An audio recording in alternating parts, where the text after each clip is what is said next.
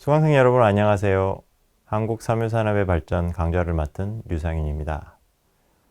이번 강의는 7번째 강의로 해방 후 1950년대의 기타 섬유산업이라는 주제로 해방 후 1950년대의 기타 섬유산업을 개관해 보겠습니다.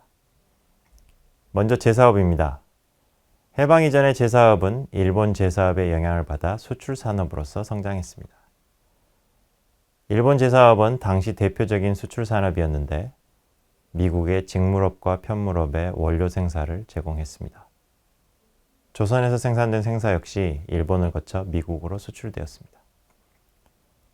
원료 누에고치를 찾아 조선으로 진출한 일본 제사 자본에 의해 1920년대 조선 제사업은 빠르게 성장했습니다.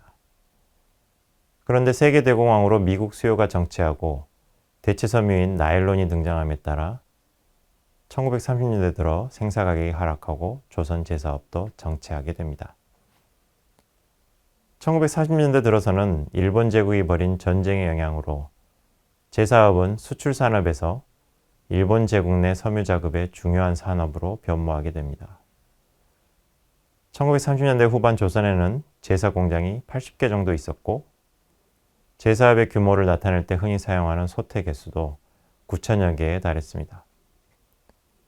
그런데 해방 직전인 1944년에는 공장이 63개로 줄고 솥도 8천여 개로 줄었습니다. 제사업은 기후가 따뜻한 남쪽에서 유리했기 때문에 63개 공장의 대부분인 49개 공장은 남한 지역에 위치하고 있었습니다. 따라서 해방 후에도 제사 공장 시설은 대부분 한국 제사업으로 이어지게 되었습니다. 해방 이전 제사업은 일본 제사자본의 진출로 성장했기 때문에 남한 지역의 49개 공장 중 2개만이 한국인 소유 공장이었고 나머지는 일본인 소유 공장이었습니다. 해방 후 이들 기업은 관리인이 지정돼 운영되었고 일부 통폐합된 후 민간에 불화되었습니다. 일본 자본이 떠남으로써 나타난 가장 큰 문제는 제사업의 원료인 누에고치 구매 자금의 부족이었습니다. 해방 이전에 누에고치는 공동 판매로 거래되었고 매수자로 지정된 제사업자들은 일시에 양잡 농민에게 대금을 지불했습니다. 해방 후 이러한 거래 시스템에 혼란이 왔고 누에의 먹이인 뽕나무를 키우는 것보다 다른 작물을 기르는 것이 더 유리해지자 누에고치 생산량이 크게 줄었습니다. 화면에 보시는 그래프는 해방 전후 누에고치 생산량의 추이입니다. 해방 이전 수치는 남한 지역만의 생산량입니다. 1941년까지 16만 톤 수준이던 생산량은 1942년부터 10만 톤 수준으로 크게 줄었습니다. 1946년부터는 또 6만 톤 수준으로 떨어지게 됩니다. 1949년에 7만 톤으로 늘었지만 전쟁의 영향으로 1950년과 1951년에는 생산량이 하락했고 1952년부터 회복됐지만 6만 톤 수준에 머물렀습니다. 제사업의 생산을 보겠습니다. 해방 이전에도 생산은 주로 공장에서 이루어지는 기계사 생산과 주로 가내에서 이루어지는 기타 생산으로 구성되어 있었습니다. 가내 제사는 가내 견직물 생산으로 바로 이어졌습니다. 해방 후에도 화면에 보시는 것처럼 두 가지 생산이 모두 이루어졌습니다. 기계사 생산의 추이는 앞서 본 누에고치 생산의 추이를 따라갔습니다. 1946년부터 1949년까지는 연간 300톤이 생산됐습니다. 이것은 1930년대 후반 남한 지역 내 기계사 생산량의 4분의 1에 불과한 것이었습니다.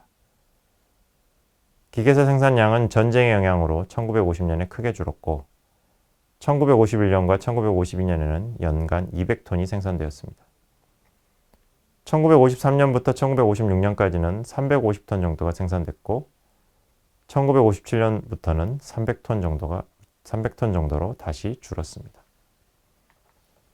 수출할 만한 물건이 많지 않던 당시 현실에서 과거 수출품이었던 생산은 주목을 받았습니다.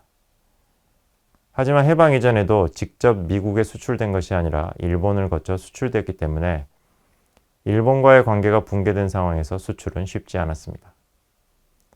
국내 상인들은 직접 수출한 경험이 없었고 제도도 미비했기 때문에 홍콩 상인을 중개인으로 해서 수출이 이루어지기도 했습니다. 화면을 보시는 것처럼 1951년까지는 수출이 매우 적었습니다. 생사수출은 1952년에 크게 늘어납니다. 제사공장이 복구되고 대한생사수출조합이 결성되면서 제사업자들이 본격적으로 수출에 나섰기 때문입니다. 1955년에는 200톤 이상이 수출되기도 했습니다. 하지만 정부의 수출진흥 정책에도 생사수출은 늘어나지 못했습니다. 1958년에는 다시 100톤 이하로 떨어지기도 했습니다. 1950년대 후반에는 중국 등 다른 수출국의 경쟁적 진출로 생사 국제 시세가 하락하는 등 여건이 좋지 못했습니다. 1953년부터 1960년까지 기계사 생산의 40% 정도가 수출되었습니다. 나머지 60% 정도는 국내 견직물 생산에 사용되었을 것입니다. 여기에 간의 생산까지 포함하면 1950년대 제사업은 수출 산업으로서 주목을 받았지만 내수 산업으로서의 의미가 더 컸다고 볼 수 있겠습니다. 관점을 바꿔서 전체 수출 중에서 생사수출이 차지했던 비율을 보면 제사업이 왜 수출 산업으로서 주목을 받았는지를 이해할 수 있습니다. 생사수출이 비교적 잘 되던 1950년대 중반에 생사수출은 전체 수출의 10% 가까이를 차지했습니다. 중석의 다음가는 2위였습니다. 그 밖의 주요 수출품도 광물이거나 해산물이었습니다. 주요 수출품 중 제조업 생산품은 생사가 유일했습니다. 수출 산업으로서 제사업을 육성하는 방법은 크게 두 가지였습니다. 첫째는 시설 정비 및 개량이고 둘째는 누에고치 생산 장려입니다. 먼저 시설 개량부터 보겠습니다. 해방 당시 남한 지역에 소재한 제사공장은 49개였는데 1946년에는 그중 42개만이 운영되었고 소태 개수는 5,377개였습니다.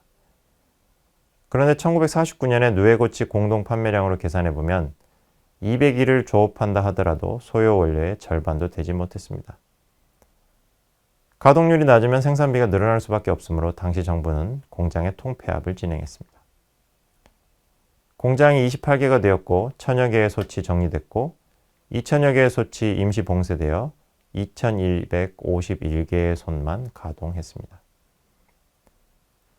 1950년에 발발한 전쟁의 피해는 제사업도 비껴가지 못했습니다. 28개 공장 중 16개 공장이 파괴 또는 소실되었고 소태수도 4천여 개에서 2,386개로 줄었습니다.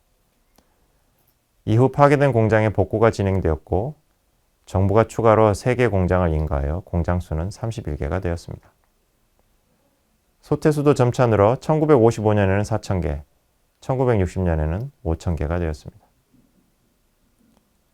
한편 정부는 생사수출을 지원하기 위해 원조당국과 협의하여 신식 기계로 도입을 추진했습니다. 1955년도 경제부흥 원조자금 중 75만 달러가 제사공장 복구에 배정되었고 19개 공장이 할당을 받았습니다. 당초에는 미국산 기계를 도입할 계획이었지만 일본산 기계로 변경했습니다. 도입된 신식 기계는 노후 기계를 대체했습니다. 신식 기계 도입으로 생사의 품질은 다소 향상되었습니다. 하지만 기계 도입을 통한 품질 향상과 가격 인하 노력에는 한계가 있었습니다. 예상한 것보다 누에고치 생산이 늘지 않았기 때문입니다. 이에 따라 제사업자들은 1949년과 마찬가지로 제사공장 정비가 필요하다고 주장하기도 했습니다. 정부의 정책적인 제사업 정비는 없었지만 1950년대 후반에는 경영난 때문에 통폐합이 진행됐습니다. 그 결과 1950년대 말에 제사공장은 26개로 줄었습니다.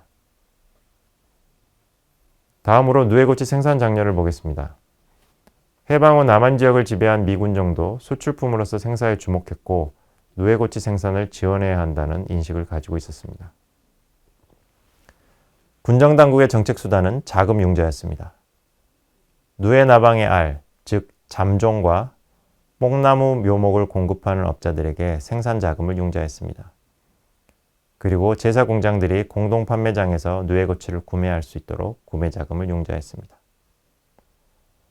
1948년 수립된 대한민국 정부도 수출품으로서 생사에 주목했고 누에고치 생산을 지원해야 한다고 인식했습니다.